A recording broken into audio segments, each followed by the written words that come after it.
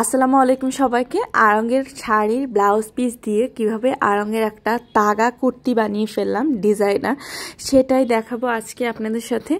খুবই শর্টকাট একটা ভিডিও, পুরো ভিডিওটা দেখলেই আপনারা বুঝতে পারবেন যে কতটা সহজ আর কতটা ইজি বানানো। আর এখানে কাপড় কিন্তু 1 গজের মতো থাকে, 1 গজের বেশি এখানে থাকে, 39 ইঞ্চির মতো আড়ঙের ব্লাউজ যারা বানান তারা জানেন। প্রথমেই এখানে হচ্ছে গিয়ে শাড়ির যে দুই সাইডে দুইটা পার্ট থাকে, একটা পার্ট আমি খুব সুন্দরভাবে কেটে নিচ্ছি। দেখতেই পাচ্ছেন কাপড় যেহেতু কম, সব দিক থেকে ম্যানেজ করতে হবে, ওই একটা ব্যাপার নিয়ে আমি আজকে এটা বানাতে বসেছি। আর এখানে দেখতে পাচ্ছেন আমি দুই সাইড থেকে কাপড় সুন্দরভাবে এটা করে নিচ্ছি।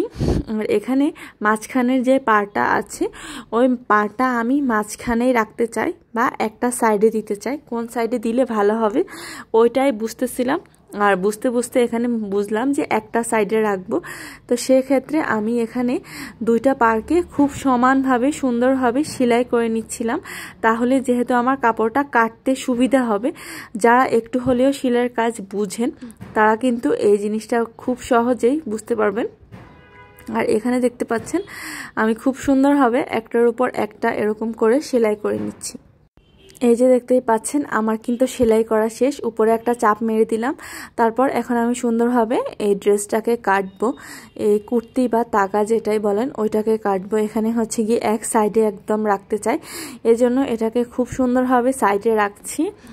আর আপনারা যদি এরকম সেলাইয়ের ভিডিও বা ড্রেস বানানোর ভিডিও আপনারা যদি পছন্দ করে থাকেন তাহলে অবশ্যই আমাকে কমেন্ট করে জানাতে ভুলবেন না। তাহলে আমি আপনাদের জন্য প্রতি সপ্তাহে একটা করে হলেও এরকম ড্রেস বানানোর ভিডিও আপনাদের নিয়ে হাজির হব। যারা বিগিনার আছে তাদের যদি একটু হেল্প হয়, আর এজন্য দুইটাই যেহেতু আপনাদের হচ্ছে গিয়ে মানে হেল্প হবে, এজন্য আমি চেষ্টা করব আপনাদের সাথে বিভিন্ন ডিজাইনের সব কিছু আপনারা যে রকম দেখতে চান ওইটা একটু আমাকে কমেন্ট করে জানাবেন।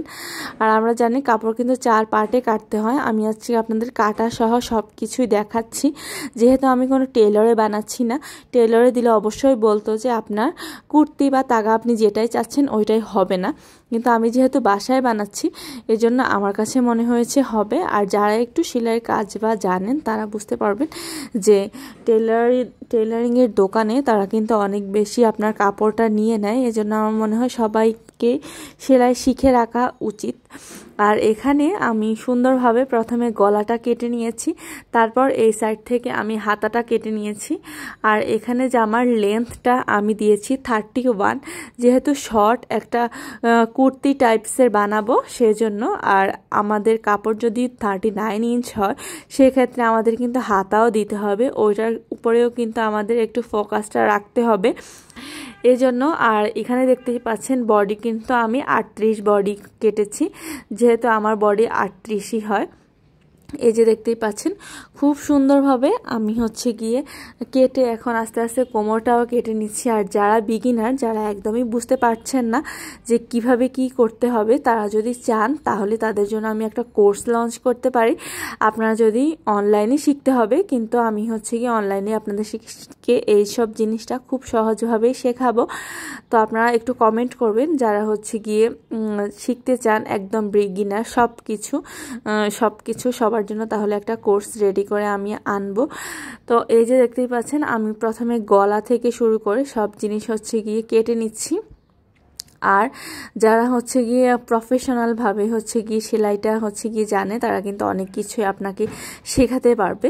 তো যেহেতু অনেক দিন থেকেই এই কাজের সাথে জড়িত, অনেক প্রফেশনালভাবে হচ্ছে গিয়ে এই কাজটা আমি আপনাদের সাথেও শেয়ার করতে পারবো বা আপনাদেরকেও শেখাতে পারবো।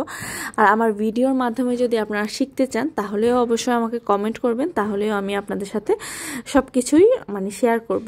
আর এখানে দেখতে পাচ্ছেন সাইডটাও আমি খুব সুন্দরভাবে কেটে নিচ্ছি। আর এখন হচ্ছে গিয়ে আমি সেলাইয়ের পালা, সব সাইড আমি সুন্দরভাবে এরকম করে কেটে নিচ্ছি।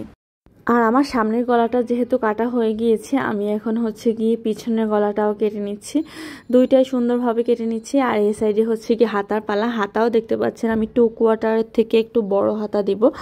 এই হাতাটা যেহেতু কাপড়টা অনেক বেশি সেভ করেছি, মানে একদমই সেভ করেছি বললেই হয়, প্রত্যেকটা কাপড়ই হচ্ছে গিয়ে জামায় লেগেছে, একদমই কাপড়টা আপনার অল্প একটু কাটা গিয়েছে এরকম করে।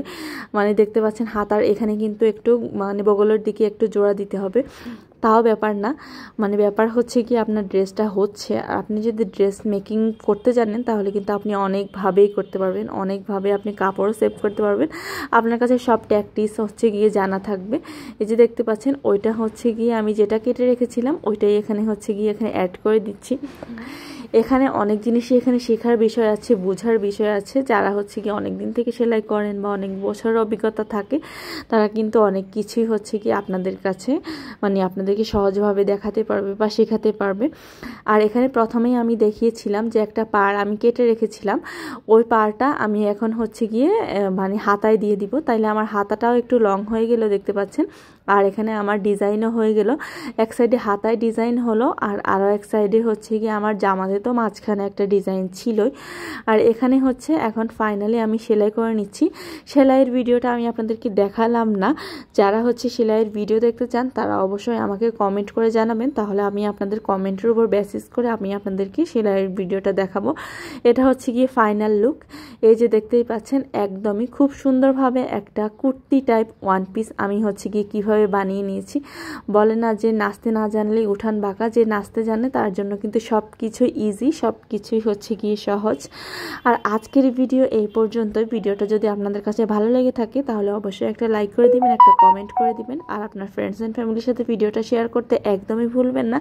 আজকের মতো এই পর্যন্তই। সবাই ভালো থাকবেন, সুস্থ থাকবেন। পরবর্তী ভিডিও দেখার আমন্ত্রণ জানিয়ে আজকে এখানেই শেষ করছি।